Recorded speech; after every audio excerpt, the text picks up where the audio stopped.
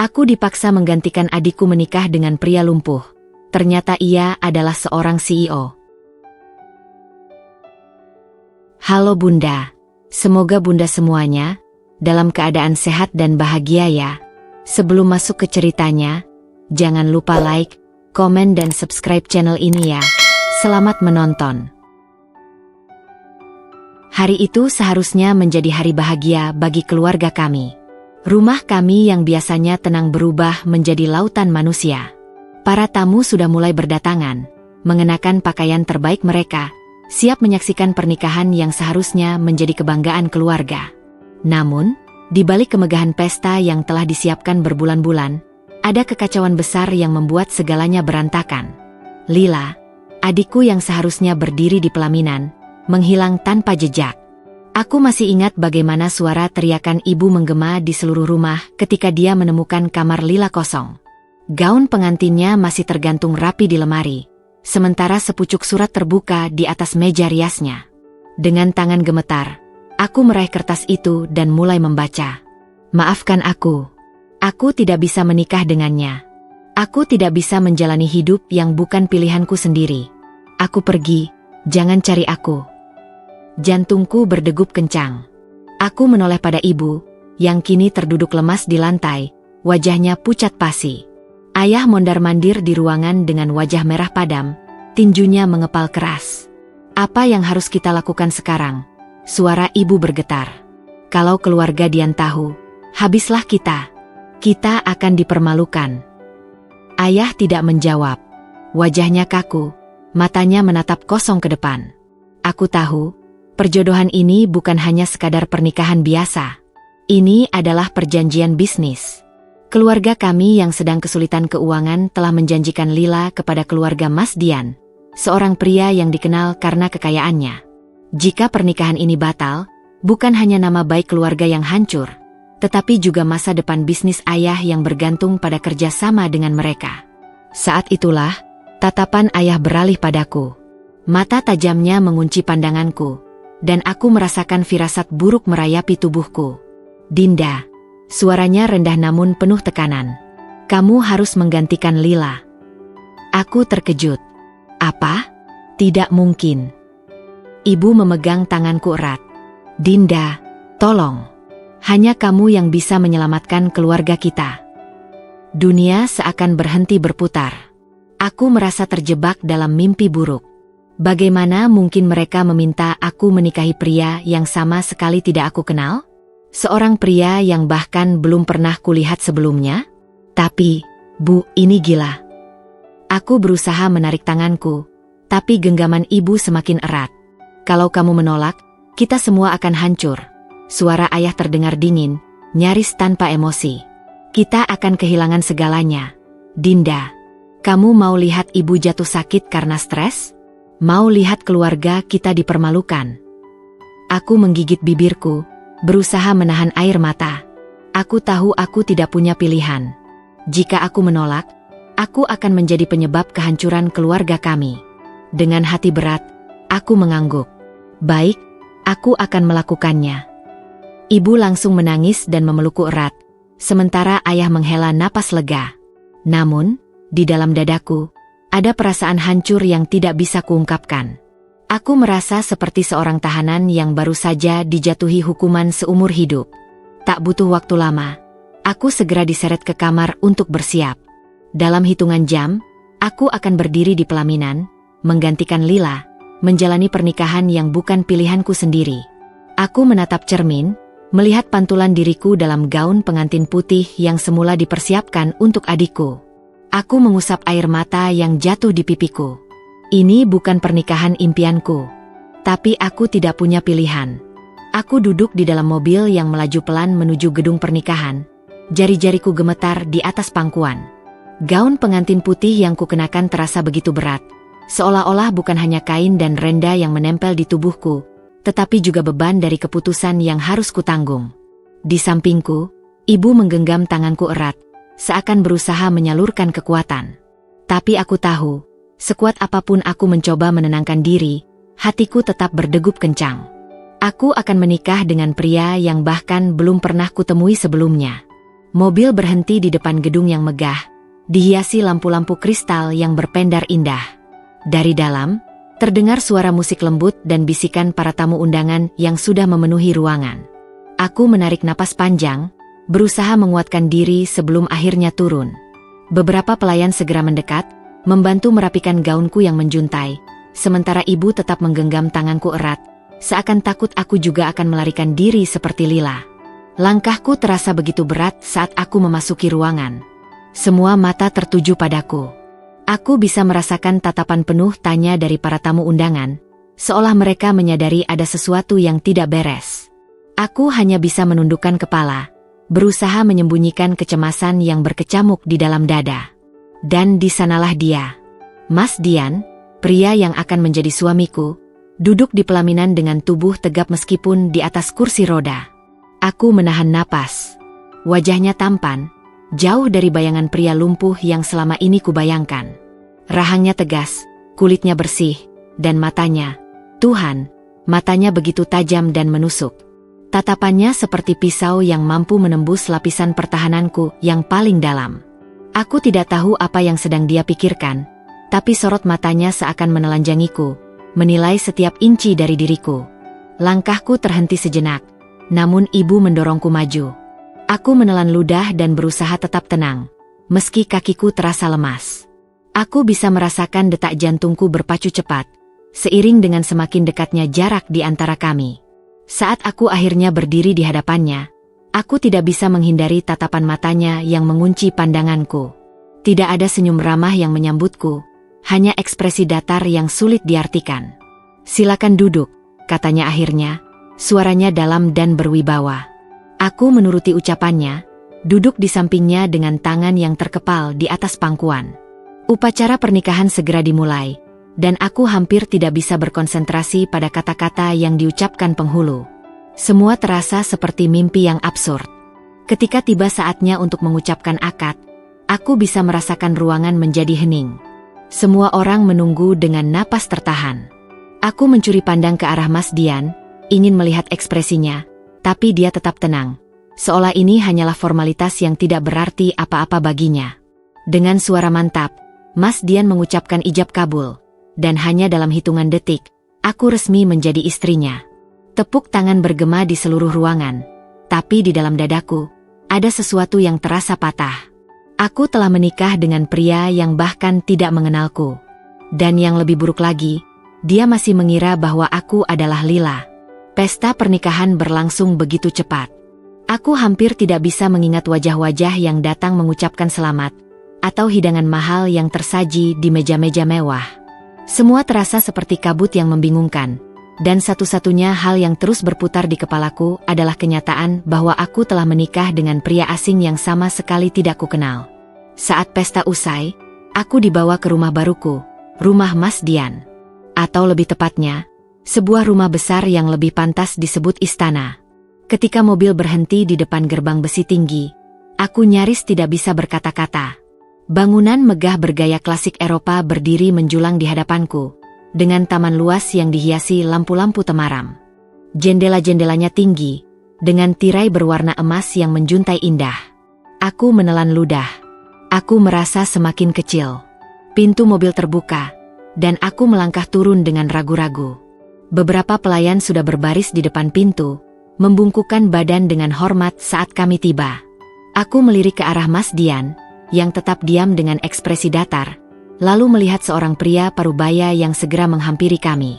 "Selamat datang, Nona, maksud saya, Nyonya," katanya dengan sopan, sambil sedikit membungkuk ke arahku. Aku hanya bisa tersenyum canggung. Aku masih belum terbiasa dengan panggilan itu. "Kita masuk," kata Mas Dian tiba-tiba. Dia menggulirkan kursi rodanya ke dalam rumah, dan aku buru-buru mengikuti di belakangnya. Begitu memasuki rumah, aku semakin dibuat terkesima oleh kemewahan yang menyelimuti setiap sudut ruangan. Langit-langitnya tinggi dengan lampu gantung kristal yang berkilauan, lantainya berlapis marmer putih yang mengilap, dan di sepanjang lorong, tergantung lukisan-lukisan mahal yang tampaknya bernilai jutaan rupiah. Aku merasa seperti tersesat di dunia yang bukan milikku.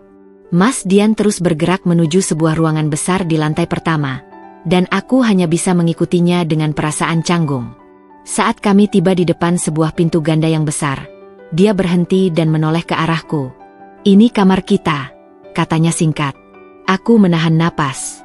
Dia menggerakkan kursi rodanya masuk ke dalam kamar, dan aku mengikuti dengan hati yang berdebar. Begitu pintu tertutup di belakangku, aku berdiri kaku di ambang pintu, tidak tahu harus berbuat apa. Kamar ini sangat luas, dengan ranjang besar di tengah ruangan, sofa mahal di sudut, dan balkon yang menghadap ke taman belakang. Tapi bukan kemewahan ruangan ini yang membuatku gugup, melainkan kenyataan bahwa aku akan menghabiskan malam pertama pernikahanku di sini, bersama pria yang bahkan belum mengenalku. Aku bisa merasakan ketegangan di udara saat Mas Dian berbalik menghadapku. Untuk pertama kalinya sejak pernikahan ini berlangsung, aku melihat ekspresinya berubah sedikit lebih lembut. "Kamu bisa tidur di tempat tidur. Aku akan tidur di sofa," katanya tiba-tiba. Aku terkejut. "Tapi, aku tahu ini bukan pernikahan yang kamu inginkan," katanya, matanya menatapku dalam. "Aku juga tidak menginginkan ini. Jadi, anggap saja kita hanya dua orang asing yang kebetulan terjebak dalam pernikahan yang sama." Aku tidak tahu harus merasa lega atau justru semakin gelisah mendengar kata-katanya. Tapi satu hal yang pasti, pernikahan ini tidak akan semudah yang kupikirkan. Dan pria di hadapanku ini semakin sulit untuk kutebak. Pagi pertamaku di rumah Mas Dian terasa begitu janggal. Saat aku membuka mata, langit-langit kamar yang tinggi dan luas menyambutku, mengingatkanku bahwa aku tidak lagi berada di rumah kecil bersama keluargaku. Aku butuh beberapa detik untuk mengingat semuanya. Pernikahan yang terjadi begitu tiba-tiba, ekspresi dingin Mas Dian, dan kenyataan bahwa aku kini terikat dalam pernikahan yang bukan pilihanku sendiri. Aku menoleh ke sisi lain kamar, ke arah sofa di mana Mas Dian seharusnya tidur tadi malam. Tapi tempat itu kosong. Selimutnya terlipat rapi, tanda bahwa dia sudah bangun lebih dulu. Aku menghela napas dan perlahan bangkit dari tempat tidur, merasa canggung dengan gaun tidur yang entah kapan dikenakan oleh salah satu pelayan tadi malam. Aku benar-benar merasa seperti orang asing di rumah ini. Begitu aku melangkah keluar kamar, aroma kopi dan roti panggang langsung menyambutku. Perutku mendadak berbunyi, mengingatkan bahwa sejak kemarin aku hampir tidak makan apa-apa. Aku mengikuti aroma itu menuju ruang makan, dan di sana, aku melihatnya. Mas Dian duduk di ujung meja panjang, membaca sesuatu di tabletnya dengan ekspresi serius. Di depannya, secangkir kopi mengepul dan sepiring roti panggang yang bahkan belum disentuh. Sementara itu, beberapa pelayan berdiri di sudut ruangan, siap melayani kapan saja. Aku merasa canggung. Aku tidak tahu harus duduk di mana atau apa yang harus aku lakukan. Aku adalah istri sahnya, tetapi aku merasa seperti tamu tak diundang di rumah ini. Seolah menyadari keberadaanku, Mas Dian mengangkat wajahnya dan menatapku. Tatapan itu kembali, tajam, penuh observasi, seolah mencoba menelanjangi pikiranku. "Duduklah," katanya akhirnya. Aku mengangguk pelan dan berjalan ke kursi di hadapannya, menariknya perlahan sebelum duduk dengan hati-hati. Seorang pelayan segera datang dan menaruh secangkir teh hangat di depanku. "Apa kau tidur nyenyak?" tanyanya tiba-tiba. Pertanyaan sederhana itu entah kenapa membuatku gelisah. Aku tidak tahu bagaimana harus menjawabnya. Aku tidak ingin berbohong, tetapi aku juga tidak ingin mengatakan yang sebenarnya. "Aku baik-baik saja," jawabku akhirnya, tersenyum kecil. Dia tidak bereaksi, hanya kembali menyesap kopinya sambil menatap layar tabletnya. Keheningan menyelimuti kami, hanya terdengar suara dentingan sendok dan garpu dari pelayan yang sedang merapikan meja. Aku ingin mengatakan sesuatu, tapi aku tidak tahu harus mulai dari mana. Aku akhirnya memutuskan untuk mengambil sepotong roti dan mulai makan. Suasana kaku ini harus dipecahkan. "Kamu selalu bangun sepagi ini?" tanyaku, mencoba memulai percakapan. Dia mengangkat alis, seolah heran dengan pertanyaanku. "Ya." Aku menunggu dia melanjutkan, tetapi dia tidak berkata apa-apa lagi. Aku menahan napas, merasa semakin canggung. "Apa kamu punya kebiasaan tertentu setiap pagi?" tanyaku lagi, berharap bisa mendapatkan jawaban yang lebih panjang. Dia menatapku selama beberapa detik sebelum akhirnya menjawab, "Biasanya aku berolahraga, lalu bekerja." Aku mengangguk-angguk. "Oh, Olahraga. Aku melirik kursi rodanya tanpa sadar, lalu buru-buru menunduk, takut dia tersinggung. Tapi dia hanya tersenyum tipis, seolah menyadari kebingunganku. Hanya latihan ringan, katanya santai. Aku merasa bodoh. Tentu saja dia tetap bisa berolahraga, meski keadaannya seperti itu. Aku menggigit bibir, merasa semakin canggung. Keheningan kembali menyelimuti kami. Aku melirik jam di dinding. Hari masih pagi, dan aku tidak tahu apa yang harus aku lakukan di rumah ini. Aku tidak punya pekerjaan, tidak punya teman di sini, dan tidak tahu harus kemana. Seolah bisa membaca pikiranku, Mas Dian akhirnya berkata, "Setelah sarapan, Maryam akan menunjukkan rumah ini padamu." Aku menoleh ke arah seorang wanita parubaya yang berdiri di sudut ruangan. Dia tersenyum ramah padaku, lalu mengangguk sopan. "Baik, Tuan," katanya. Aku menghela napas lega. Setidaknya, aku tidak akan menghabiskan hari ini dengan duduk diam tanpa tujuan.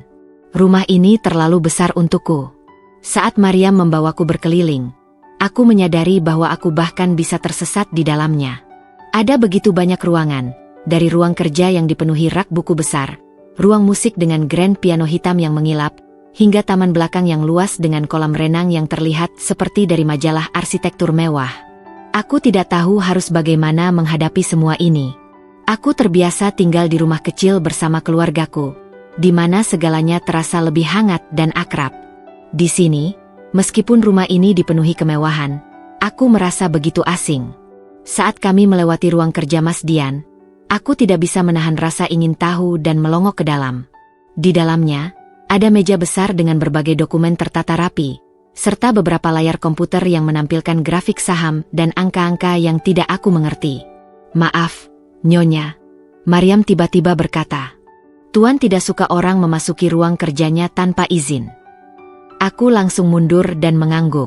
"Oh, maaf, aku hanya penasaran." Maryam tersenyum lembut. "Tidak apa-apa, Nyonya. Kalau ada yang ingin Anda ketahui, Anda bisa bertanya pada saya." Aku menghela napas.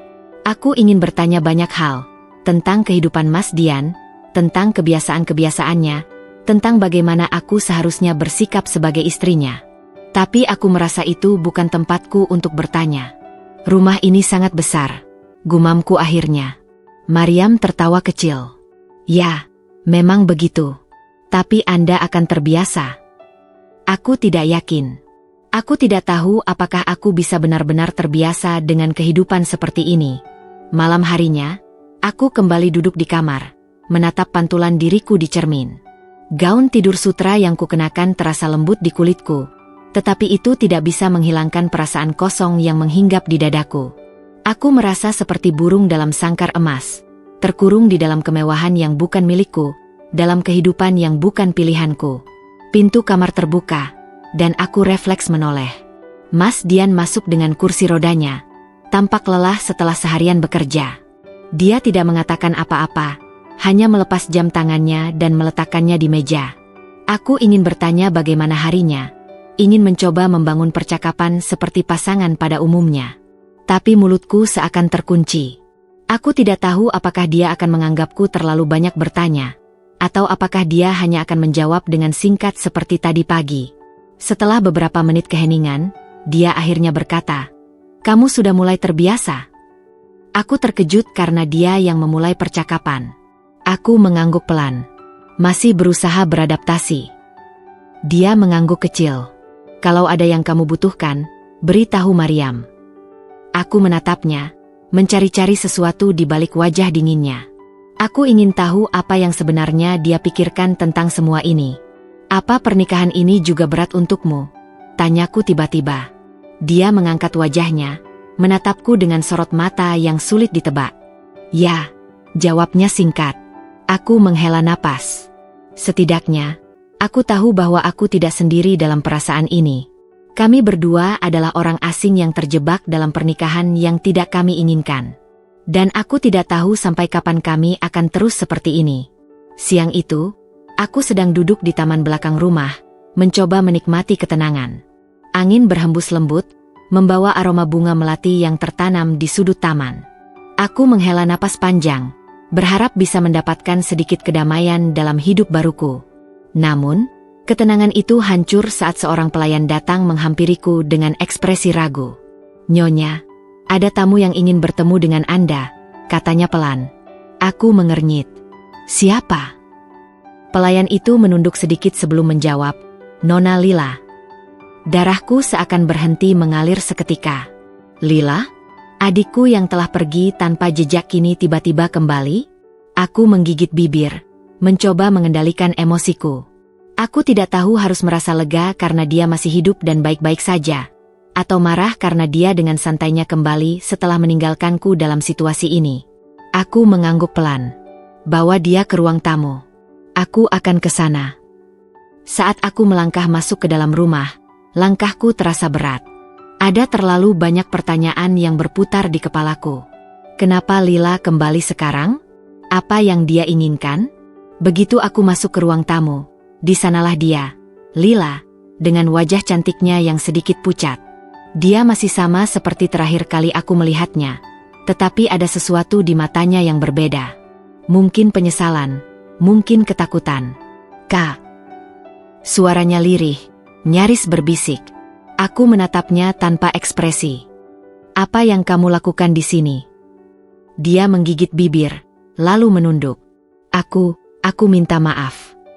Aku tertawa sinis, sesuatu yang jarang kulakukan. "Minta maaf? Setelah kamu kabur di hari pernikahanmu dan meninggalkan aku untuk menikah menggantikanmu?" Aku menggeleng. "Kenapa? Lila? Kenapa baru sekarang kamu datang?" Lila mengangkat wajahnya, dan aku melihat air mata menggenang di matanya. "Aku takut, Kak. Aku benar-benar takut. Aku tidak siap menikah dengan seseorang yang tidak aku kenal. Aku panik, jadi aku pergi." Aku menghela napas panjang, menekan emosi yang meledak-ledak di dadaku. "Dan menurutmu aku siap? Menurutmu aku tidak merasa takut? Aku juga tidak mengenal Mas Dian, Lila. Tapi aku tidak punya pilihan. Aku harus melindungi nama baik keluarga kita." Dia terisak. Aku tahu aku salah. Tapi aku benar-benar tidak tahu harus bagaimana." Aku menatapnya dalam diam. Aku bisa melihat bahwa dia menyesal, tetapi itu tidak mengubah kenyataan bahwa aku adalah orang yang harus menanggung konsekuensinya. Kemudian, dia mengangkat wajahnya dan menatapku dengan ekspresi yang sulit kutebak. "Kak, sudahi pernikahan ini. Aku akan kembali dan menikahi Mas Dian." Aku membelalakan mata, tidak percaya dengan apa yang baru saja kudengar. "Apa?" Lila menggenggam tanganku dengan erat, air matanya jatuh di pipinya. "Aku seharusnya yang menikah dengannya. Aku yang dijodohkan dengan Mas Dian, bukan kamu. Tolong, Kak, biarkan aku menggantikannya kembali. Aku akan bicara dengan Mas Dian. Aku akan menjelaskan semuanya padanya." Hatiku terasa seperti diremas. Aku menarik tanganku dari genggamannya dan berdiri. "Jadi sekarang, setelah aku menikah dengannya, setelah aku berusaha menerima semua ini, kamu ingin kembali dan mengambil posisiku?" Lila terisak. "Aku hanya ingin memperbaiki kesalahanku." Aku tertawa getir. "Tidak, Lila. Ini bukan tentang memperbaiki kesalahan. Ini tentang konsekuensi dari pilihan yang sudah kamu buat. Kamu memilih untuk kabur, dan aku memilih untuk tetap di sini. Pernikahan ini sudah terjadi, dan aku tidak akan mundur hanya karena kamu tiba-tiba berubah pikiran." Lila menggeleng. "Tapi, Kak, Mas Dian sudah menjadi suamiku sekarang," potongku tegas. "Dan aku tidak akan meninggalkannya hanya karena kamu menginginkannya kembali." Dia terdiam, matanya yang penuh air mata menatapku dengan kebingungan dan kesedihan. "Jadi, kamu sudah jatuh cinta padanya?" Aku terkesiap. Jatuh cinta? Apakah aku sudah mencintai Mas Dian? Aku tidak tahu. Perasaan ini masih begitu rumit. Tetapi yang aku tahu pasti adalah bahwa aku tidak ingin pergi dari pernikahan ini. Aku menarik napas dalam dan berkata, "Yang aku tahu, aku tidak akan mundur dari pernikahan ini. Apapun yang terjadi, aku akan tetap di sini." Lila menunduk, menggigit bibirnya. Lalu, dengan suara pelan, dia berkata, "Kalau begitu, Aku akan berbicara langsung dengan Mas Dian. Aku menegang. Maksudmu?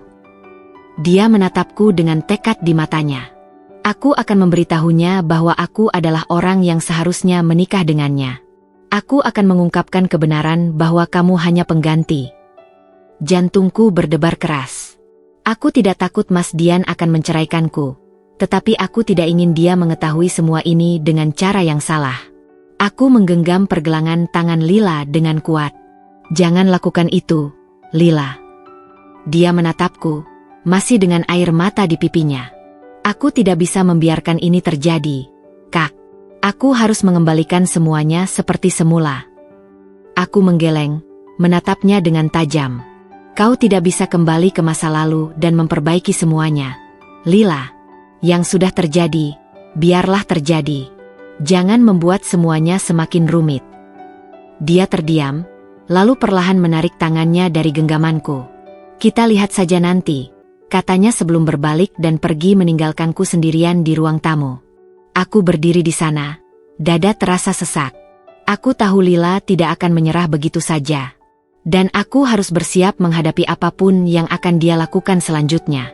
Sejak pertemuanku dengan Lila, hatiku terus gelisah. Aku tahu adikku itu tidak akan tinggal diam begitu saja. Aku bisa merasakan tekadnya untuk mengungkapkan kebenaran pada Mas Dian, dan itu membuatku resah. Aku tidak siap jika dia tahu bahwa aku hanyalah pengganti, seorang perempuan yang dipaksa masuk ke dalam pernikahan ini karena keputusan egois keluarga kami.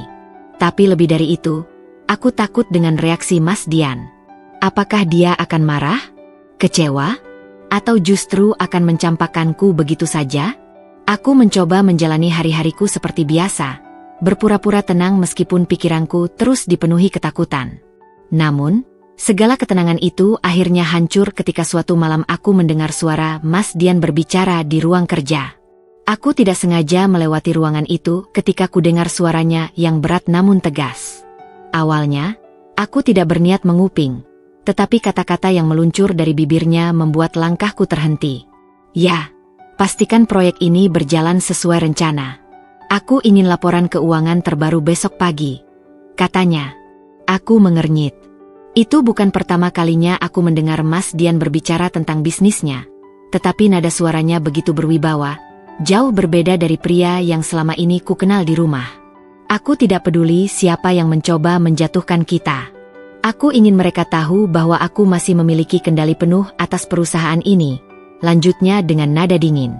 Hatiku berdebar. Selama ini, aku mengira Mas Dian hanyalah pria yang menjalani kehidupan dengan tenang setelah kecelakaan yang menimpanya. Aku bahkan berpikir dia hanya mengandalkan kekayaan keluarganya untuk bertahan hidup. Tapi semakin aku mendengar, semakin aku menyadari bahwa dia bukan pria biasa. Aku memutuskan untuk masuk. Aku harus tahu yang sebenarnya. Aku mendorong pintu ruang kerja dengan perlahan, dan Mas Dian langsung menoleh ke arahku. Matanya sedikit menyipit, seolah mencoba menilai seberapa banyak yang sudah aku dengar. Dinda, katanya singkat. Aku menelan ludah, berusaha mengumpulkan keberanian. Aku ingin tahu sesuatu. Dia mengangkat alisnya. Tentang apa? Aku menarik napas dalam. Tentang siapa dirimu sebenarnya. Dia tidak segera menjawab. Matanya mengamatiku sejenak, seolah menimbang apakah dia harus berkata jujur atau tidak. Apa maksudmu? Tanyanya akhirnya. Aku melangkah lebih dekat. Aku tahu kau bukan pria biasa, Mas. Aku mendengar pembicaraanmu malam itu, dan sekarang aku semakin yakin bahwa kau menyembunyikan sesuatu dariku. Kau bukan hanya pria lumpuh yang hidup dari warisan keluargamu. Bukan. Dia menyandarkan punggungnya ke kursi, ekspresinya tetap tenang. Dan jika aku memang bukan pria biasa, apa yang akan kamu lakukan? Aku terdiam sejenak, lalu berkata, aku hanya ingin tahu yang sebenarnya. Dia menghela napas, lalu menatapku dengan tatapan yang sulit kutafsirkan. Baiklah, katanya akhirnya. Aku akan memberitahumu. Aku menegang, bersiap mendengar kebenaran yang selama ini disembunyikannya. Aku memang lumpuh, tapi itu tidak berarti aku tidak bisa bekerja, katanya, suaranya dalam dan penuh keyakinan. Aku adalah CEO salah satu perusahaan teknologi terbesar di negeri ini. Kecelakaan yang menimpaku tidak menghentikanku untuk tetap berjuang. Sebaliknya, aku justru membangun bisnis ini dari nol setelah kecelakaan itu. Aku membelalakan mata. Kau membangun perusahaan itu setelah kecelakaan? Dia mengangguk. Ya, sebelum kecelakaan, aku memang sudah bekerja di perusahaan keluargaku, tetapi aku tidak pernah benar-benar serius. Aku hanya menjalani hidup dengan mudah, menikmati semua yang diberikan oleh keluargaku. Tapi setelah kecelakaan itu, semuanya berubah. Aku kehilangan banyak hal, termasuk kepercayaan diriku. Aku bisa melihat sekilas rasa sakit dalam matanya, sesuatu yang selama ini selalu ia sembunyikan di balik sikap tenangnya. Tapi aku tidak ingin dikasihani, lanjutnya. Jadi aku mulai membangun sesuatu dari nol. Aku mendirikan perusahaan teknologi yang kini telah berkembang menjadi salah satu yang terbesar di bidangnya. Aku bekerja lebih keras dari sebelumnya, membuktikan bahwa aku tidak membutuhkan belas kasihan siapapun. Aku masih mencerna semua yang baru saja kudengar. Aku tidak menyangka bahwa pria yang selama ini kukenal sebagai suamiku ternyata memiliki kekuatan sebesar ini. Tapi kalau begitu, kenapa kau membiarkan orang-orang berpikir bahwa kau hanya pria lumpuh yang hidup dari warisan keluargamu? Tanyaku. Dia tersenyum tipis. Karena aku tidak butuh pengakuan dari siapapun. Aku lebih suka bekerja dalam diam dan membiarkan hasil yang berbicara. Aku mengangguk pelan, mulai memahami bagaimana cara berpikirnya. Jadi, sekarang kau tahu, katanya, menatapku dalam-dalam. Apa yang akan kau lakukan dengan informasi ini? Aku menggigit bibir. Aku tidak akan melakukan apa-apa. Aku hanya ingin mengenal suamiku lebih baik. Dia menatapku beberapa saat, lalu tersenyum kecil. Bagus, katanya. Aku tidak tahu apa yang akan terjadi selanjutnya, tetapi satu hal yang pasti, aku tidak bisa lagi melihat Mas Dian sebagai pria lemah yang perlu dikasihani. Dia adalah seseorang yang jauh lebih kuat dari yang pernah kubayangkan. Dan entah kenapa, itu membuatku semakin ingin mengenalnya lebih dalam. Setelah malam itu, setelah Mas Dian dengan jujur mengungkapkan siapa dirinya sebenarnya, aku merasa ada dinding tak terlihat yang semakin tinggi di antara kami. Bukannya membuat hubungan kami lebih dekat, kenyataan itu justru membuatnya semakin menjaga jarak dariku. Aku bisa merasakan perubahan sikapnya yang begitu jelas. Jika sebelumnya dia masih sesekali tersenyum kepadaku dan membalas percakapanku dengan hangat, kini dia lebih sering diam. Wajahnya yang dulu memiliki ekspresi lembut kini berubah dingin, seolah ada sesuatu yang menghalanginya untuk terbuka kepadaku. Aku mencoba mengabaikan perasaan itu, mencoba meyakinkan diriku sendiri bahwa aku hanya terlalu sensitif. Tapi hari demi hari berlalu, dan Mas Dian semakin menjauh. Setiap kali aku mencoba berbicara dengannya, dia hanya menjawab singkat, kadang bahkan hanya dengan anggukan atau gumaman pelan. Jika aku bertanya tentang pekerjaannya, dia hanya berkata, tidak ada yang perlu dikhawatirkan. Jika aku menanyakan apakah dia ingin aku melakukan sesuatu untuknya, dia hanya berkata, tidak perlu. Aku merasa tersisih di rumah ini. Rumah besar yang awalnya terasa begitu megah kini, hanya terasa seperti penjara yang perlahan-lahan menyesakkan dadaku. Aku bukan siapa-siapa di sini. Aku hanyalah seorang istri yang hadir karena keterpaksaan. Seorang wanita yang menggantikan posisi adiknya tanpa pernah benar-benar diminta oleh pria yang kini menjadi suaminya. Sampai suatu malam, aku tidak bisa lagi menahan perasaanku. Aku menunggunya di kamar, duduk di tepi ranjang sambil memandangi pintu, menantikan dia masuk. Mas Dian biasanya pulang larut, dan akhir-akhir ini aku bahkan tidak tahu dia pergi kemana. Tapi kali ini, aku bersumpah aku akan menunggunya. Pintu kamar akhirnya terbuka, dan Mas Dian masuk dengan wajah yang tetap tanpa ekspresi. Dia berhenti sejenak saat melihatku masih terjaga, tapi kemudian berjalan menuju lemari tanpa berkata apa-apa. Apa aku mengganggumu? Tanyaku pelan. Dia tidak langsung menjawab, hanya membuka lemarinya dan mengambil handuk. Sudah malam. Tidurlah. Aku menggigit bibir, berusaha menahan rasa sakit yang muncul dari sikap dinginnya. Aku tidak bisa tidur. Dia tidak menghentikan gerakannya, seolah tidak peduli. Kenapa? Aku menarik napas dalam-dalam, mencoba mengumpulkan keberanian.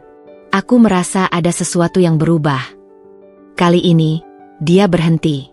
Dia menoleh, menatapku dengan mata tajamnya yang selalu sulit kutebak. Apa maksudmu? Aku menggenggam ujung gaunku, mencoba mengendalikan emosi yang sudah hampir meledak. Sikapmu, Mas. Kau berubah. Setelah malam itu, setelah aku tahu siapa dirimu sebenarnya, kau semakin menjaga jarak dariku. Dia menatapku dalam diam. Aku berharap dia akan membantah, atau setidaknya memberiku penjelasan. Tapi yang kulihat hanyalah ekspresi yang semakin dingin. Aku tidak berubah, katanya akhirnya. Suaranya tenang, tapi juga penuh jarak. Aku hanya kembali menjadi diriku yang sebenarnya. Aku mengernyit. Apa maksudmu? Dia mendekat, berdiri di depanku. Aku sudah terlalu lama bersikap seolah aku pria lemah yang butuh belas kasihan. Sekarang kau tahu siapa aku sebenarnya. Aku tidak perlu berpura-pura lagi. Aku menatapnya, merasakan sesuatu yang menusuk dadaku. Jadi, semua perhatian yang kau berikan padaku selama ini hanya pura-pura. Dia tidak menjawab.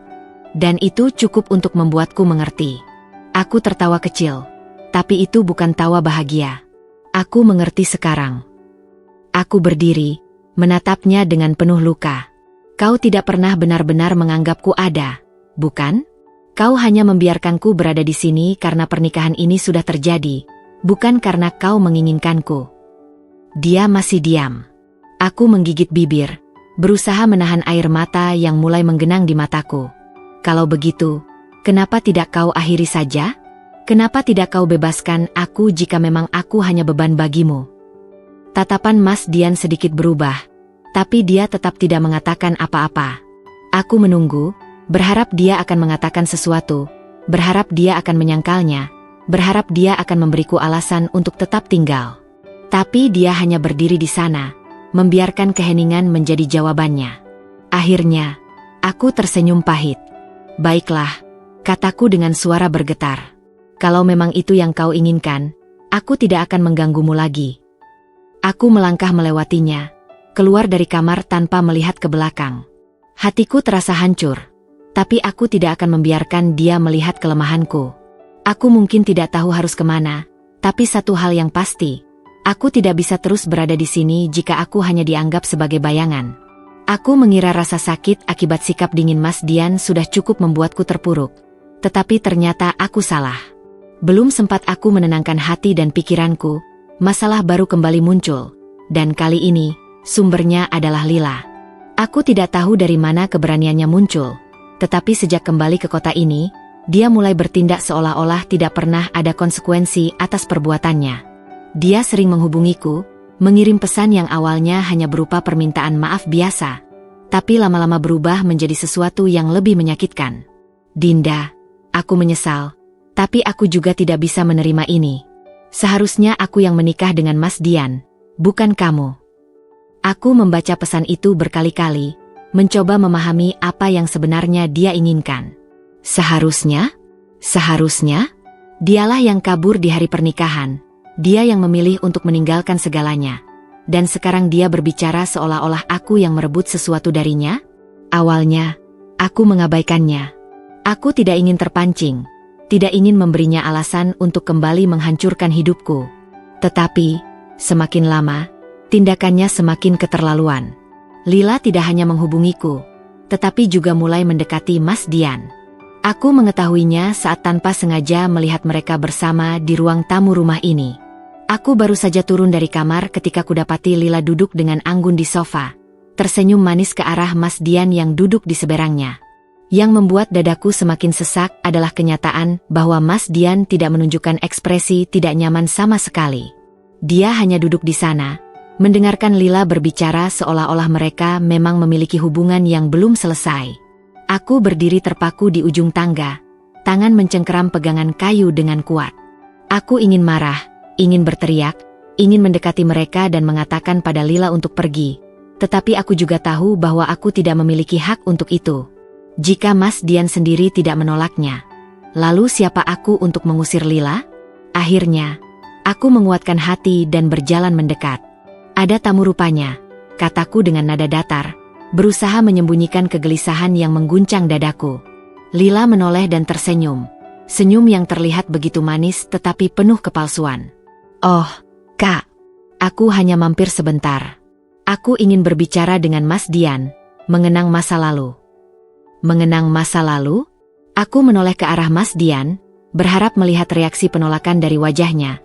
Tetapi yang kutemukan hanyalah ekspresi tanpa emosi. Dia tidak mengatakan apapun, tidak membenarkan tetapi juga tidak menyangkal. Hatiku mencelos. Aku memaksakan senyum. "Oh, begitu? Sayangnya, Mas Dian sekarang sudah suamiku. Jadi, kurasa mengenang masa lalu tidak ada gunanya lagi, bukan?"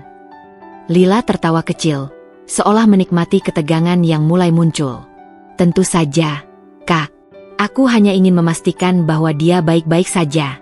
Bagaimanapun, dulu aku yang seharusnya menikah dengannya." "Dulu." Aku muak dengan kata itu. Aku menatapnya dalam-dalam, menahan napas agar emosiku tidak meledak. "Tapi kenyataannya, yang menikah dengannya adalah aku," kataku tegas. Lila menatapku dengan sorot mata menantang. Tetapi sebelum dia sempat menjawab, Mas Dian akhirnya berbicara. "Lila, aku menghargai kunjunganmu, tetapi lebih baik kau tidak membicarakan hal-hal yang tidak perlu," katanya dengan nada datar. Aku tidak tahu apakah aku harus merasa lega atau justru semakin terluka. Dia memang membelaku, tetapi nadanya begitu datar, seolah-olah dia hanya berbicara sekadar untuk menjaga kesopanan. Seolah-olah dia tidak benar-benar peduli. Lila tampak sedikit kecewa, tetapi dia tetap tersenyum. "Tentu, Mas Dian. Aku hanya ingin tahu bagaimana kabarmu." Mas Dian mengangguk kecil. "Aku baik-baik saja. Terima kasih atas perhatiannya."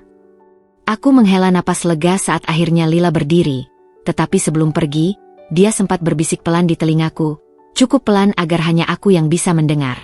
"Apakah kau yakin dia memilihmu, Kak? Jangan terlalu percaya diri. Mas Dian bukan pria yang mudah dicintai, dan mungkin saja dia masih menyimpan perasaan untukku." Aku membeku, tangan mengepal di sisi tubuhku. Aku ingin membalas, ingin mengatakan sesuatu yang bisa membuatnya berhenti, tetapi kata-kataku terasa tersangkut di tenggorokan. Lila melangkah pergi dengan santai, meninggalkan aroma parfum mahal yang menusuk hidungku. Aku berdiri di sana, merasakan dadaku penuh dengan amarah dan rasa tidak berdaya sekaligus.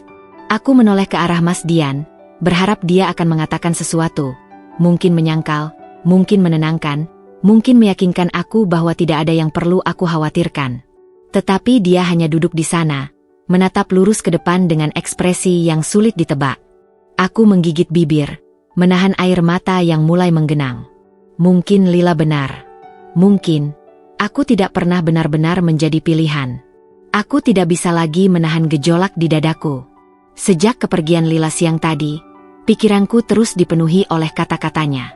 Aku mencoba menenangkan diri, mencoba meyakinkan diriku sendiri bahwa semua itu hanya manipulasi Lila semata. Tapi bagaimana mungkin aku bisa percaya diri jika Mas Dian sendiri tidak melakukan apapun untuk meyakinkanku? Malam itu, aku menunggunya di kamar, sama seperti malam-malam sebelumnya. Namun, kali ini aku tidak menunggu dalam kebisuan. Aku menunggu dengan dada yang berdegup kencang, dengan berbagai pertanyaan yang siap kulemparkan padanya. Aku tidak bisa terus seperti ini, hidup dalam bayang-bayang ketidakpastian. Saat Mas Dian akhirnya masuk, aku langsung berdiri dari tempat tidur. Dia tampak sedikit terkejut melihatku masih terjaga, tetapi dia tetap berjalan dengan tenang menuju lemari, mengabaikan keberadaanku. "Kita perlu bicara," ucapku, mencoba menahan nada suaraku agar tetap tenang. Dia tidak menoleh, hanya membuka lemari dan mengambil kemeja bersih. "Sudah larut, Dinda. Besok saja." "Tidak," seruku lebih keras dari yang kuinginkan. "Aku sudah cukup lama menunggu. Aku butuh jawaban sekarang." Akhirnya, dia berhenti. Dengan perlahan, dia menutup pintu lemari dan menoleh ke arahku. Mata hitamnya yang tajam menatapku dengan ekspresi kosong, seolah dia sudah tahu apa yang akan kubicarakan tetapi memilih untuk tidak peduli. "Apa yang kau inginkan?" tanyanya datar. Aku tertawa kecil, tetapi itu bukan tawa bahagia. "Kau bahkan masih bertanya? Apa kau tidak sadar bagaimana sikapmu akhir-akhir ini? Apa kau tidak menyadari betapa kau semakin menjauhiku?" Dia mendesah pelan, seolah kelelahan dengan percakapan ini.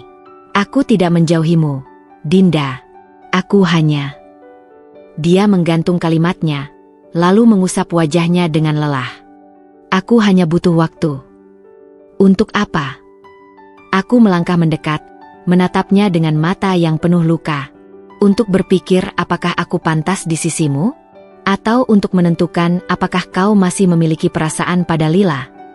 Mata Mas Dian menyipit, dan akhirnya aku melihat sedikit emosi di wajahnya. Jangan membawa Lila ke dalam masalah ini, katanya dengan nada lebih tegas. Aku mendengus. Bagaimana aku bisa tidak membawanya? Dia datang ke rumah ini, duduk di ruang tamu kita, berbicara seolah-olah aku yang merebutmu darinya. Dan kau? Kau hanya duduk di sana, mendengarkannya tanpa sedikit pun menunjukkan bahwa aku adalah istrimu.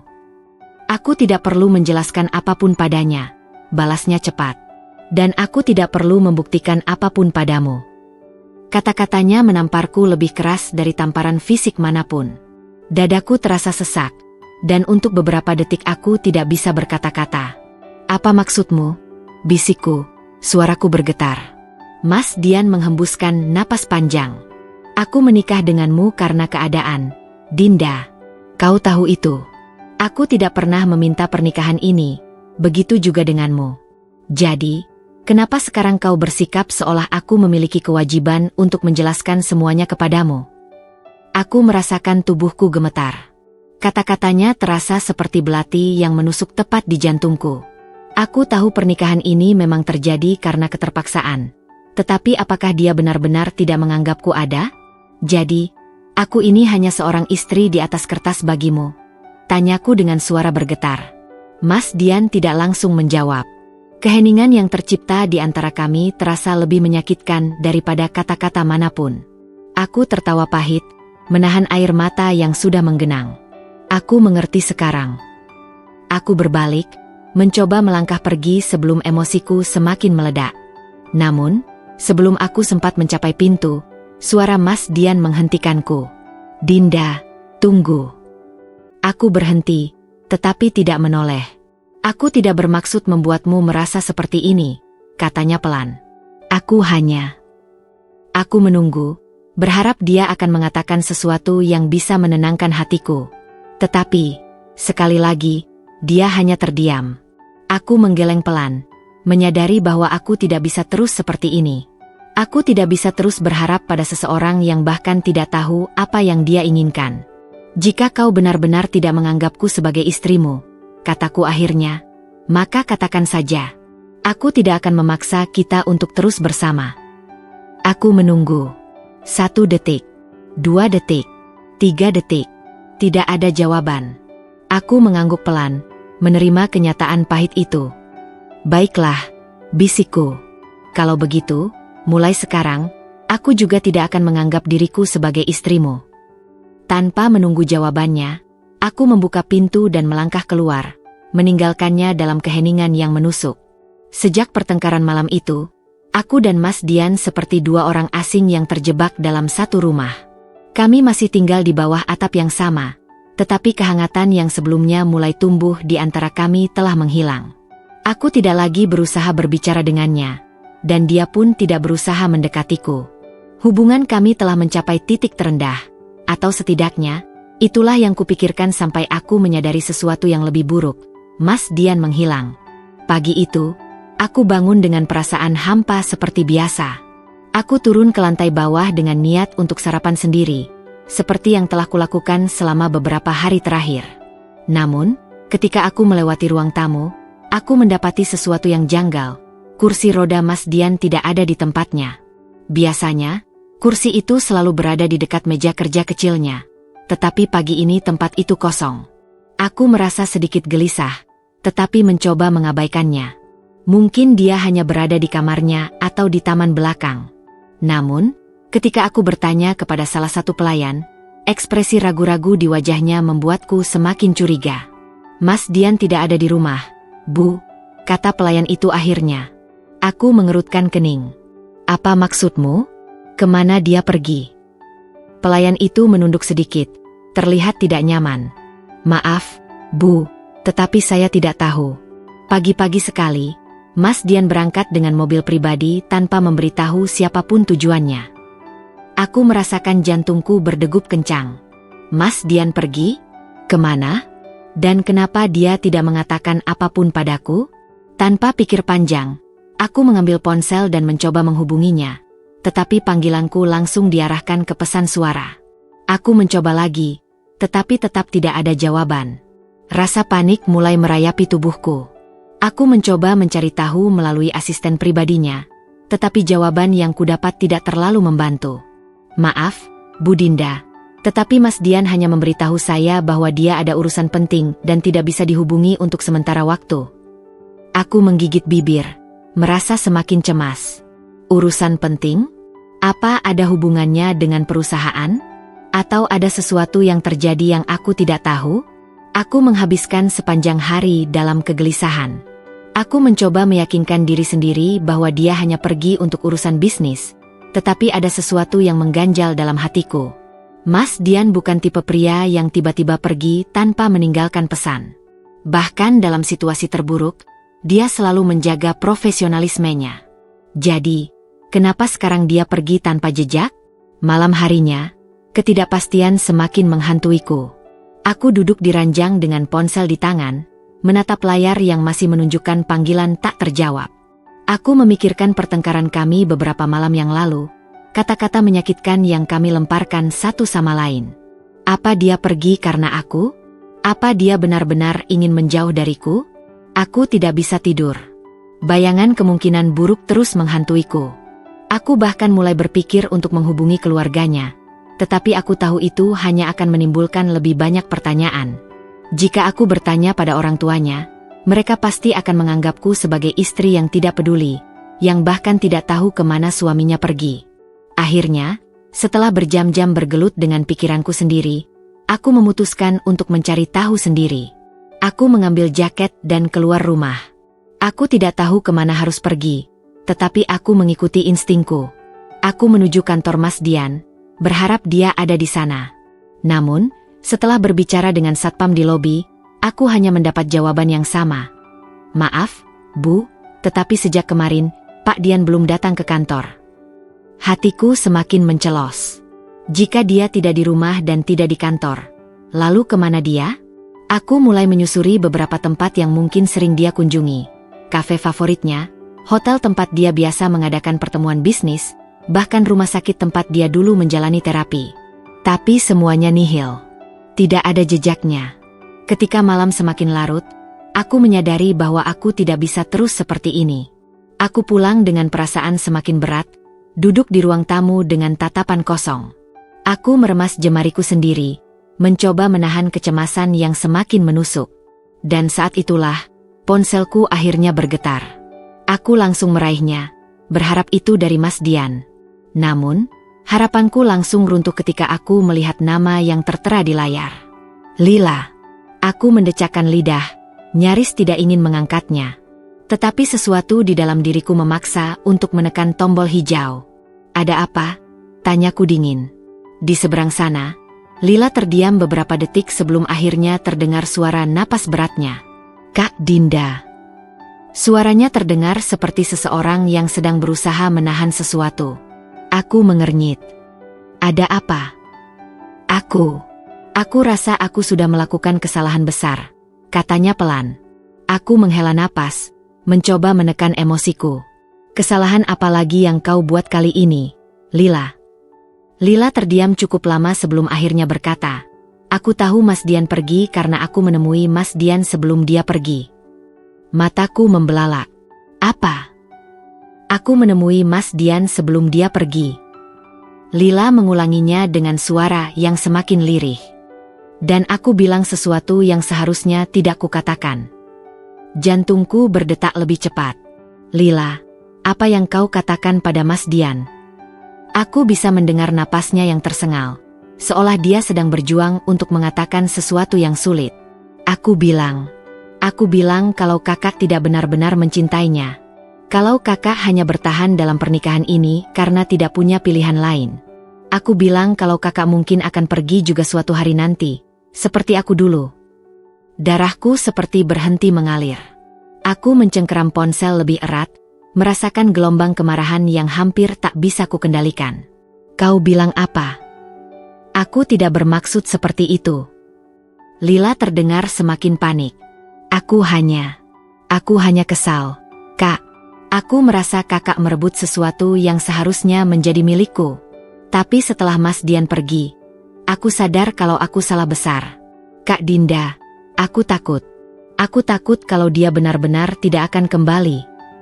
Aku menutup mata erat-erat, berusaha meredam emosi yang menggelegak dalam dadaku. Lila, dengan mulutnya yang selalu berkata seenaknya, telah melakukan hal yang lebih buruk dari yang pernah kubayangkan. Dia tidak hanya mencoba mengusik pernikahanku, dia telah menyulut api dalam hati Mas Dian, membuatnya semakin yakin bahwa pernikahan kami memang tidak punya arti. Lila. Suaraku bergetar karena amarah yang kutahan. Kau sadar tidak apa yang sudah kau lakukan? Kau sadar betapa hancurnya perasaan Mas Dian setelah mendengar semua itu darimu? Aku tahu. Lila terisak. Aku baru sadar setelah melihat wajahnya. Kak, dia tidak marah. Dia hanya diam. Tapi diamnya itu lebih menakutkan daripada apapun. Aku bisa melihat matanya, seolah dia benar-benar kehilangan harapan. Aku mengusap wajahku dengan frustasi. Dan sekarang kau menyesalinya. Ya. Lila hampir berteriak. Aku bodoh, Kak. Aku terlalu egois. Aku terlalu sibuk dengan rasa cemburuku sampai aku tidak menyadari bahwa kakak dan Mas Dian sudah saling terikat lebih dari yang aku kira. Aku terdiam. Saling terikat? Apa itu benar? Aku selalu berpikir bahwa aku hanya bertahan karena tanggung jawab. Tetapi setelah Mas Dian pergi, aku merasa kehilangan yang begitu besar. Aku harus menemukannya. Gumamku, lebih kepada diriku sendiri. Kak, aku akan membantumu, kata Lila tiba-tiba. Aku akan mencari tahu kemana dia pergi. Aku tidak ingin menjadi penyebab kehancuran pernikahan kalian. Aku terkejut dengan kata-katanya. Lila yang selama ini selalu mencoba memisahkan kami, kini ingin membantuku memperbaiki semuanya? Aku tidak butuh bantuanmu, kataku dingin. Tapi, Kak, jika kau benar-benar ingin menebus kesalahanmu, maka jangan ikut campur lagi. Aku menghela napas panjang, mencoba mengatur emosiku. Beri aku ruang untuk menyelesaikan ini sendiri. Lila terdiam. Aku bisa merasakan kebimbangannya di seberang telepon. Namun, akhirnya dia berkata dengan suara pelan. Baiklah, Kak. Tapi jika kakak butuh sesuatu, aku akan ada. Aku tidak menjawab. Tanpa berkata apa-apa lagi, aku menutup telepon dan memasukkan ponsel ke dalam tas. Aku menatap jalanan di depanku, mencoba merangkai kembali semua potongan yang berserakan dalam pikiranku. Mas Dian pergi bukan hanya karena pertengkaran kami. Dia pergi karena kata-kata Lila telah menusuk ke dalam hatinya, membuatnya percaya bahwa aku tidak pernah benar-benar menginginkannya. Aku harus menemukan dia. Aku harus memberitahunya yang sebenarnya. Aku menginjak pedal gas, membiarkan mobilku melaju ke arah yang bahkan aku sendiri belum tahu. Yang aku tahu pasti hanyalah satu hal. Aku tidak akan membiarkan Mas Dian pergi begitu saja. Tidak kali ini. Aku tidak tahu sudah berapa jam aku mengemudi tanpa tujuan. Tetapi langit mulai berubah warna menjadi abu-abu kebiruan, tanda bahwa fajar akan segera menyingsing. Jalanan yang tadi sepi kini mulai menampakkan kehidupan. Tetapi pikiranku tetap berputar pada satu hal. Di mana Mas Dian? Semalaman aku mencoba mencari tahu keberadaannya. Aku mengunjungi beberapa tempat yang menurutku mungkin ia datangi. Kantor pusat perusahaannya, apartemen lamanya sebelum menikah denganku, bahkan rumah sakit tempat ia biasa menjalani terapi. Namun, tidak satu pun memberiku jawaban. Rasa frustrasi mulai menyelimutiku. Aku berhenti di pinggir jalan, menutup mata, dan mengembuskan napas panjang. Aku harus berpikir jernih. Mas Dian bukan tipe pria yang akan sembarangan pergi tanpa rencana. Jika dia memang pergi untuk mencari ketenangan, maka dia pasti memilih tempat yang memiliki makna bagi dirinya. Tiba-tiba, sebuah ingatan melintas dalam benakku. Aku teringat malam ketika Mas Dian dan aku duduk di balkon rumah, berbicara tentang masa lalunya.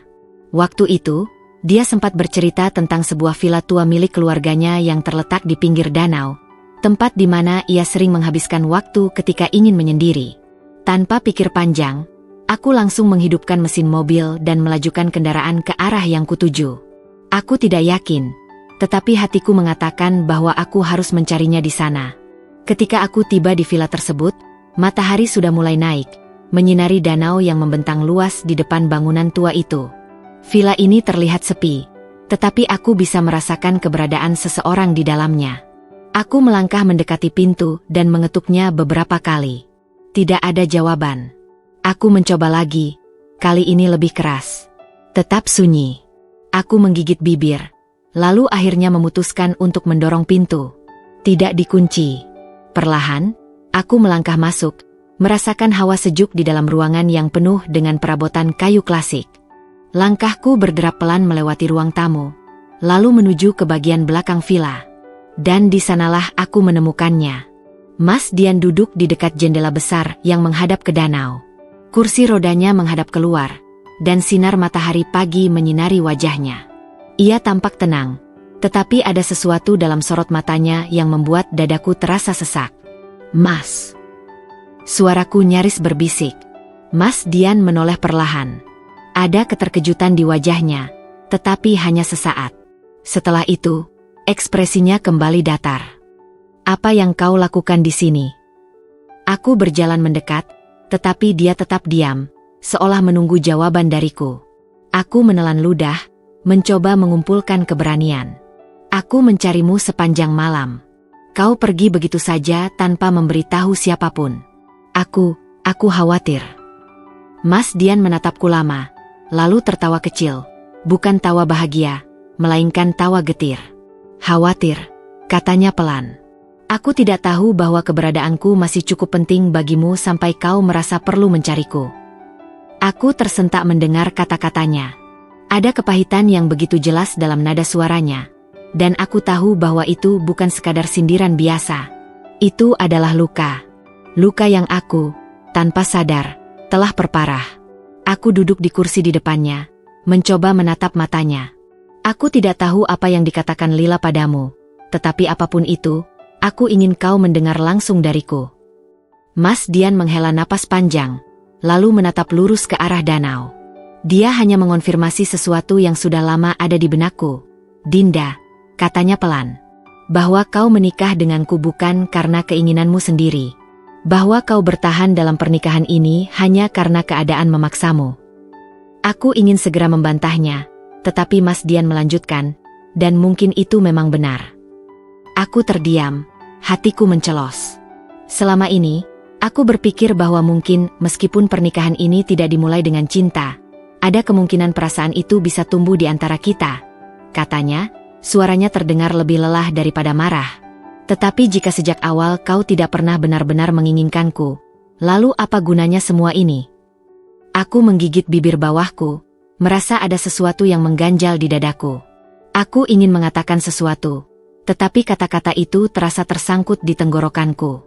Mas Dian menghela napas lagi sebelum akhirnya menoleh padaku. Jadi, katakan padaku, Dinda, mengapa kau ada di sini sekarang? Apakah kau hanya takut sendirian? Atau... Ia ragu sejenak sebelum melanjutkan. Apakah aku benar-benar berarti sesuatu bagimu? Dadaku terasa sesak mendengar pertanyaannya. Aku sadar bahwa ini adalah saatnya untuk jujur. Bukan hanya kepada Mas Dian, tetapi juga kepada diriku sendiri. Aku menunduk, menggenggam tanganku erat-erat. Mas, aku tidak akan berbohong. Awalnya, aku memang tidak menginginkan pernikahan ini. Aku merasa terjebak, marah, dan putus asa. Tetapi seiring waktu, sesuatu berubah. Aku mengangkat wajahku, menatap matanya. Aku mulai melihatmu bukan sebagai pria yang dipaksakan padaku, tetapi sebagai seseorang yang benar-benar berarti. Aku mulai peduli padamu, bukan karena keadaan, tetapi karena aku memang ingin peduli. Aku mengambil napas dalam, mencoba menenangkan gejolak di dalam hatiku. Ketika kau pergi, aku menyadari sesuatu. Aku menyadari bahwa aku tidak hanya takut sendirian. Aku takut kehilanganmu. Mas Dian terdiam. Aku tidak bisa membaca ekspresinya, tetapi aku bisa merasakan bahwa kata-kataku memiliki dampak. Aku tahu aku mungkin terlambat menyadarinya, lanjutku. Dan aku tahu aku bukan istri yang sempurna. Tetapi satu hal yang aku tahu pasti. Aku tidak ingin kau pergi, Mas. Hening. Selama beberapa saat, hanya suara angin yang bertiup pelan melalui jendela yang terbuka. Aku menunggu dengan napas tertahan, takut akan jawaban yang mungkin keluar dari mulutnya. Kemudian, sesuatu yang mengejutkanku terjadi. Mas Dian menundukkan kepalanya, menutup matanya sejenak, lalu menghela napas panjang. Ketika ia kembali menatapku, ada sesuatu yang berbeda dalam sorot matanya, sesuatu yang lebih lembut, lebih hangat. Kau benar-benar mencariku sepanjang malam? Tanyanya, suaranya sedikit bergetar. Aku mengangguk pelan. Ya. Untuk pertama kalinya sejak aku menemukannya, sudut bibirnya melengkung sedikit, membentuk senyuman tipis. Senyuman yang bukan lagi penuh kepahitan, tetapi lebih seperti seseorang yang akhirnya menemukan sesuatu yang telah lama hilang. Aku juga tidak ingin pergi, Dinda, katanya akhirnya. Tapi aku juga tidak ingin bertahan dalam pernikahan ini jika itu hanya akan membuat kita berdua terluka. Aku meraih tangannya, menggenggamnya erat. Maka kita jangan saling melukai lagi. Mari kita coba lagi, dengan cara yang benar. Mas Dian menatap tanganku yang menggenggam tangannya, lalu menatapku dengan mata yang kini penuh dengan emosi. Baik, katanya pelan. Kita coba lagi. Dan untuk pertama kalinya, aku merasa bahwa pernikahan ini bukan lagi sekadar kewajiban. Ini adalah sesuatu yang nyata, sesuatu yang akhirnya mulai memiliki makna. Aku pikir setelah Mas Dian kembali, segalanya akan menjadi lebih mudah. Aku pikir hubungan kami akan berjalan lancar tanpa gangguan lagi. Aku pikir aku sudah melewati ujian terberat. Aku salah.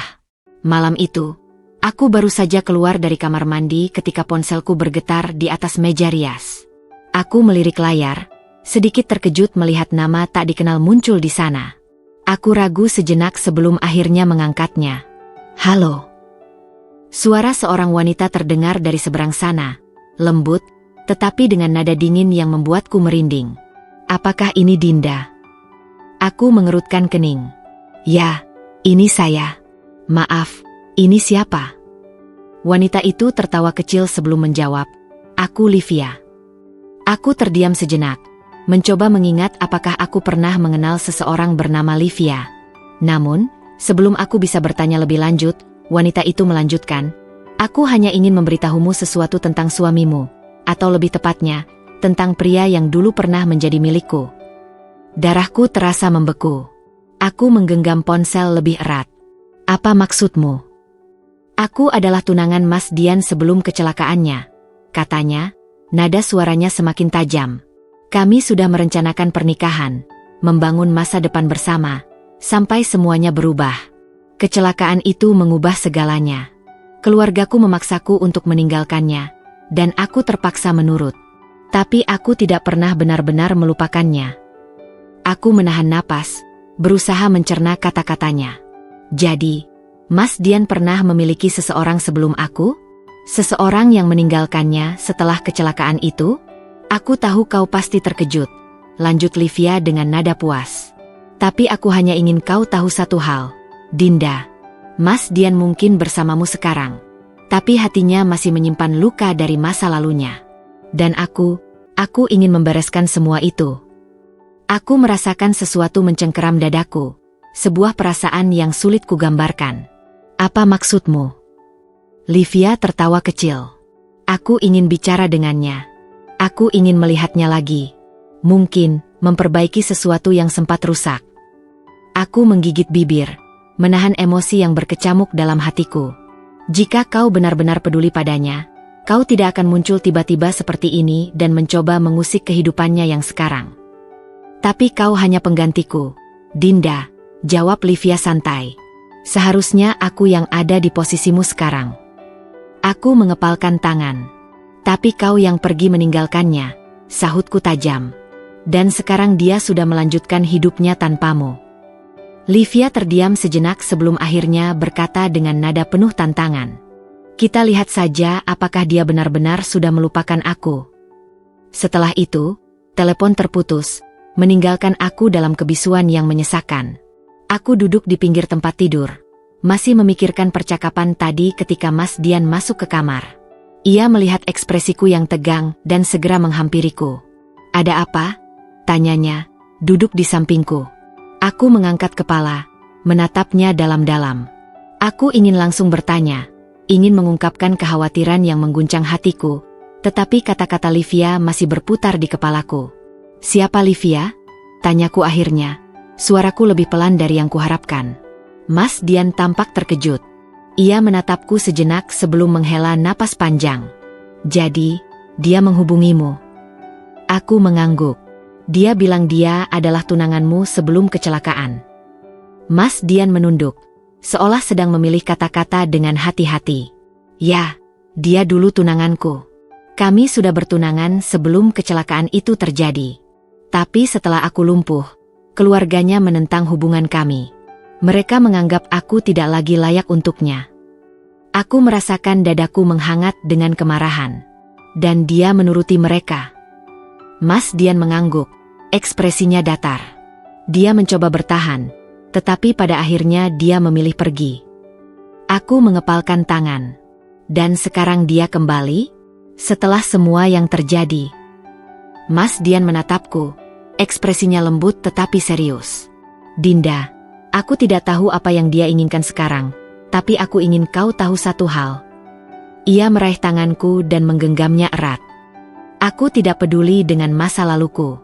Yang penting bagiku adalah kehidupan yang sedang kujalani sekarang, bersamamu." Hatiku bergetar mendengar kata-katanya. Namun, aku tahu bahwa kata-kata saja tidak cukup. Aku harus melihat bagaimana Mas Dian menghadapi Livia. Keesokan harinya, aku duduk di ruang tamu ketika suara bel berbunyi. Aku sudah tahu siapa yang datang bahkan sebelum pintu dibuka. Livia melangkah masuk dengan anggun, mengenakan gaun berwarna krem yang membalut tubuhnya dengan sempurna. Ia cantik, dengan mata tajam dan senyum yang penuh percaya diri. "Dinda," sapanya dengan nada ramah yang dibuat-buat. Aku hanya mengangguk tanpa senyum. Tak lama kemudian, Mas Dian muncul, dan aku bisa melihat bagaimana tubuh Livia sedikit menegang saat melihatnya. Namun, ia segera mengendalikan ekspresinya. "Mas Dian," katanya dengan nada penuh perasaan. "Sudah lama sekali." Mas Dian mengangguk kecil. "Apa yang kau lakukan di sini, Livia?" Livia tersenyum. "Aku hanya ingin melihatmu. Aku ingin bicara." Aku menatap Mas Dian, menunggu reaksinya. Mas Dian terdiam sejenak sebelum akhirnya berkata, "Kalau kau ingin bicara, kita bicara di sini. Aku tidak punya hal yang perlu disembunyikan dari istriku." Jantungku berdebar mendengar kata-katanya. Aku melihat bagaimana ekspresi Livia sedikit berubah. Mungkin ia tidak mengharapkan respons setegas itu. "Mas." Livia mencoba berkata dengan nada lebih lembut. "Aku hanya ingin berbicara berdua denganmu." "Tidak perlu," potong Mas Dian. "Apapun yang ingin kau katakan, kau bisa mengatakannya di depan Dinda." Livia menggigit bibirnya, jelas merasa tidak nyaman. Tetapi akhirnya, ia menghela napas dan berkata, "Aku menyesal telah pergi. Jika aku bisa mengulang waktu, aku tidak akan pernah meninggalkanmu." Aku menahan napas, menunggu jawaban Mas Dian. Namun, yang keluar dari mulutnya justru sesuatu yang membuatku lega sekaligus bangga. "Kau sudah mengambil keputusanmu, Livia," katanya tenang. "Dan aku sudah mengambil keputusanku juga. Aku sudah melanjutkan hidupku bersama Dinda." Livia menatapnya dengan mata berkaca-kaca, tetapi Mas Dian tidak menunjukkan tanda-tanda keraguan. Aku tahu saat itu juga, tidak ada lagi bayang-bayang masa lalu di antara kami. Livia akhirnya pergi, meninggalkan aku dan Mas Dian dalam keheningan yang penuh makna. Aku menatapnya, dan untuk pertama kalinya sejak semua ini dimulai, aku benar-benar yakin akan satu hal.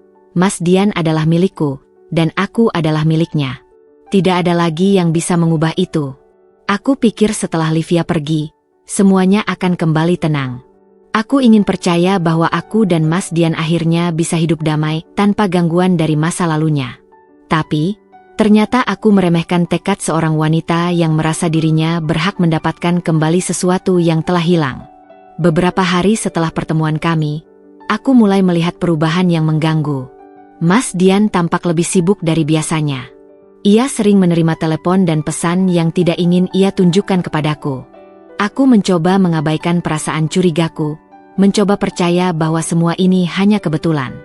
Namun, hatiku terus berdebar tidak tenang. Sampai suatu malam, aku melihat nama Livia muncul di layar ponsel Mas Dian. Aku tidak bisa mengendalikan diriku lagi. Aku mengambil ponselnya dan berjalan ke balkon tempat Mas Dian sedang duduk. Angin malam menerpa wajahku, tetapi itu tidak cukup untuk mendinginkan emosi yang membakar hatiku. "Kenapa Livia masih menghubungimu?" tanyaku langsung, memperlihatkan layar ponselnya. Mas Dian menoleh padaku dengan ekspresi terkejut. Ia menghela napas sebelum menjawab, "Dinda, biarkan aku menjelaskan."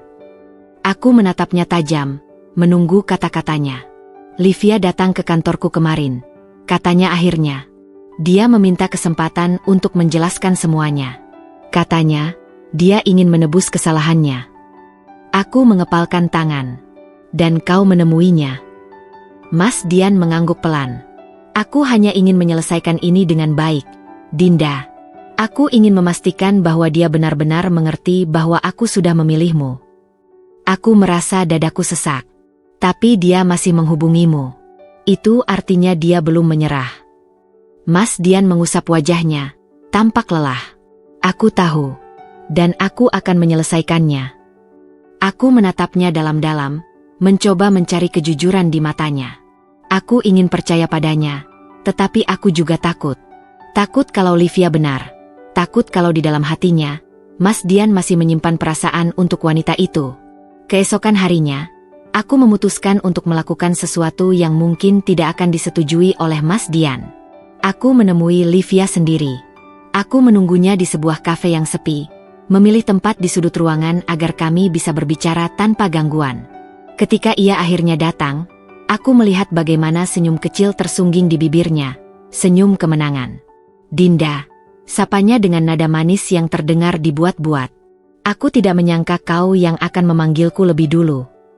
Aku menatapnya tanpa senyum. "Aku ingin bicara langsung denganmu. Aku ingin tahu apa yang sebenarnya kau inginkan." Livia mengaduk kopinya dengan santai, seolah ini hanyalah percakapan biasa. "Aku sudah mengatakannya, bukan? Aku hanya ingin memperbaiki kesalahan masa lalu." Aku mengepalkan tanganku di bawah meja. "Kalau kau benar-benar ingin memperbaiki kesalahanmu, kau tidak akan terus menghubungi Mas Dian. Kau tidak akan mencoba mengganggu pernikahan kami." Livia tertawa pelan. "Mengganggu? Dinda, kau salah paham. Aku hanya ingin memastikan bahwa Dian benar-benar bahagia.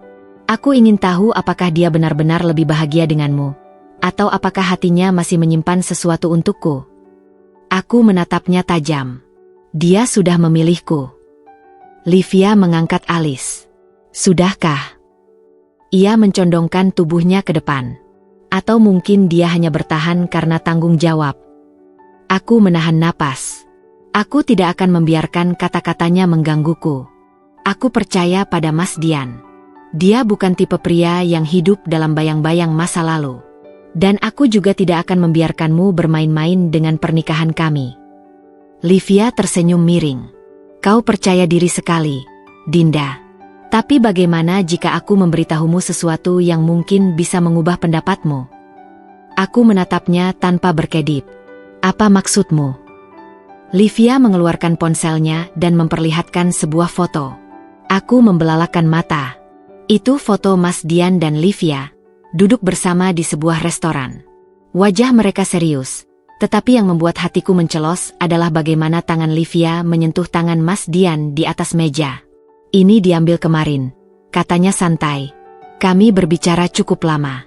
Dan kau tahu apa yang dia katakan padaku, Dinda?" Aku menahan napas, menunggu kata-katanya. Dia bilang, ada bagian dari dirinya yang masih merindukan masa lalu. Darahku terasa membeku. Aku menatap Livia, mencoba membaca apakah ia berbohong. Tetapi senyumnya penuh dengan kepuasan, seolah ia tahu bahwa ia telah berhasil menanamkan keraguan dalam hatiku.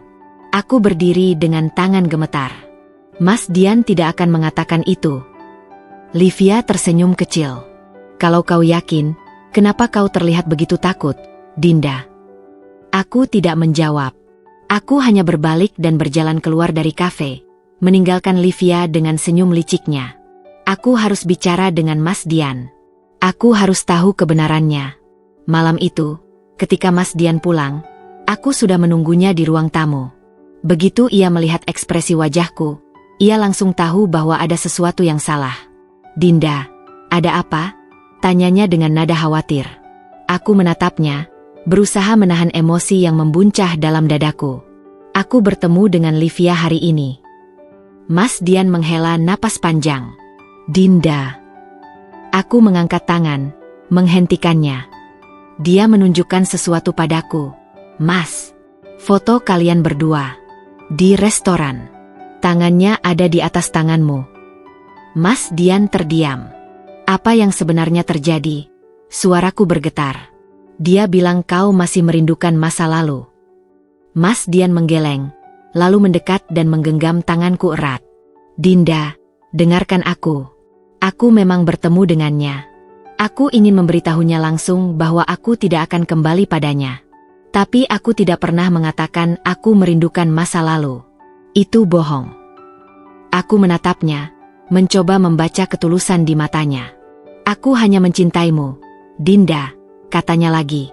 Aku hanya ingin bersamamu. Aku merasakan air mataku menggenang. Kenapa kau tidak memberitahuku tentang pertemuan itu? Karena aku tahu ini akan menyakitimu, katanya lirih. Dan aku tidak ingin ada hal lain yang membuatmu meragukan kita. Aku menghela napas panjang. Aku ingin marah, ingin merasa kecewa. Tetapi lebih dari itu, aku ingin percaya. Percaya bahwa tidak peduli seberapa besar usaha Livia, aku dan Mas Dian tetap akan bertahan. Aku menatapnya dalam-dalam sebelum akhirnya mengangguk. Aku ingin percaya padamu, Mas. Mas Dian tersenyum kecil dan menarikku ke dalam pelukannya. Terima kasih, Dinda. Dan saat itu, aku tahu, ini adalah pertarungan yang harus kami hadapi bersama. Tidak peduli seberapa besar badai yang datang, aku tidak akan membiarkan siapapun merebut Mas Dian dariku. Beberapa minggu setelah kejadian dengan Livia, hidup kami benar-benar berubah. Tidak ada lagi gangguan, tidak ada lagi orang-orang dari masa lalu yang mencoba menghancurkan apa yang sudah kami bangun. Aku mulai melihat sisi baru dari Mas Dian, sisi yang lebih santai, lebih terbuka, dan lebih hangat. Satu malam, ketika kami sedang menikmati makan malam di rumah, ia tiba-tiba meletakkan garpunya dan menatapku serius. Aku ingin bertanya sesuatu, katanya. Aku menelan makananku dengan susah payah, mendadak gugup dengan nada suaranya. Apa itu? Dia tersenyum kecil, lalu meraih tanganku di atas meja. Dinda, maukah kau pergi berbulan madu denganku?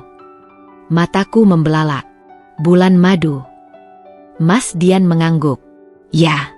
Aku tahu awal pernikahan kita jauh dari kata sempurna. Kita tidak pernah benar-benar menikmati momen sebagai pasangan yang baru menikah. Sekarang, aku ingin mengganti semua itu. Aku ingin mengajakmu ke tempat yang jauh dari semua masalah, hanya kita berdua. Jantungku berdebar. Tapi pekerjaanmu? Mas Dian tertawa kecil. Dinda, aku ini CEO, ingat? Aku bisa mengatur pekerjaanku kapanpun aku mau. Aku terkekeh. Benar juga. Dia menatapku dengan mata penuh harapan. Jadi, bagaimana? Aku tidak perlu berpikir lama. Aku menggenggam tangannya erat dan tersenyum. Aku mau. Beberapa hari kemudian, kami terbang ke sebuah pulau kecil yang indah.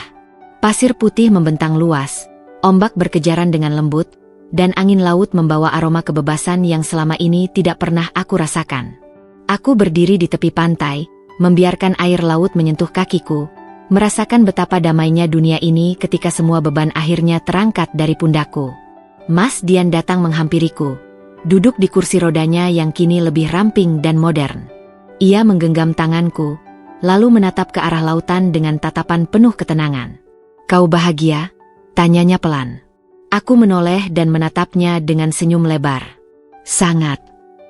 Mas Dian menarik tanganku, menyuruhku berlutut di hadapannya, hingga wajah kami sejajar. Ia mengusap pipiku dengan ibu jarinya, seolah sedang menghafalkan setiap lekuk wajahku.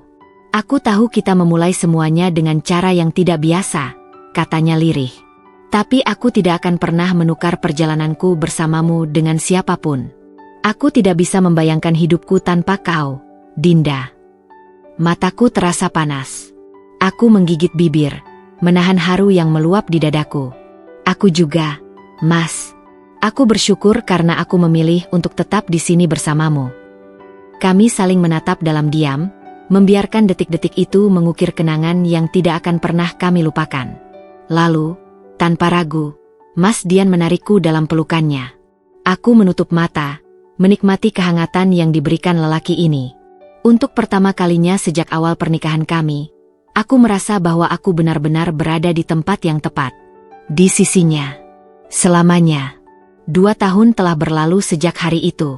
Hidupku berubah dalam banyak cara yang tidak pernah aku bayangkan. Mas Dian semakin membaik. Ia menjalani terapi dengan tekad kuat, dan meskipun belum bisa berjalan sepenuhnya, dokter mengatakan ada harapan besar baginya untuk kembali normal suatu hari nanti. Dan aku tahu, dengan semangatnya, ia pasti bisa. Sementara itu, aku menemukan kebahagiaan dalam peranku sebagai istrinya. Aku tidak hanya menjadi pendampingnya, tetapi juga menjadi bagian dari dunianya. Aku mulai belajar banyak tentang bisnis, tentang cara kerja perusahaannya, dan sedikit demi sedikit, aku menemukan passion yang baru dalam hidupku. Dan di atas segalanya, ada satu kejutan yang paling tidak terduga. Aku menatap hasil tes kehamilan di tanganku. Air mataku menggenang karena kebahagiaan yang tak bisa aku jelaskan dengan kata-kata. Saat Mas Dian pulang, aku menyambutnya dengan senyum penuh arti. Ada kabar baik, bisikku. Dia mengerutkan dahi. Apa itu? Aku meletakkan tangannya di perutku. Kau akan menjadi seorang ayah. Aku melihat bagaimana wajahnya berubah dari terkejut, lalu haru, dan akhirnya penuh dengan kebahagiaan yang tak bisa disembunyikan. Dia menarikku ke dalam pelukannya, mendekapku erat seolah aku adalah harta paling berharga yang pernah ia miliki. Dan saat itu, aku tahu bahwa hidup ini benar-benar penuh dengan kejutan. Aku yang awalnya hanya menggantikan Lila, kini menemukan cinta sejati dalam pria yang awalnya tidak pernah aku bayangkan akan menjadi bagian dari hidupku. Dan aku tidak menyesalinya. Karena setiap pengorbanan yang aku lakukan, setiap air mata yang jatuh, setiap luka yang sempat menggores hati, semua itu membawaku ke kebahagiaan yang tidak pernah aku duga. Aku menatap Mas Dian, tersenyum, dan berbisik pelan. Aku mencintaimu. Dan dengan mata berbinar, ia menjawab dengan penuh keyakinan. Aku juga mencintaimu, Dinda. Selamanya.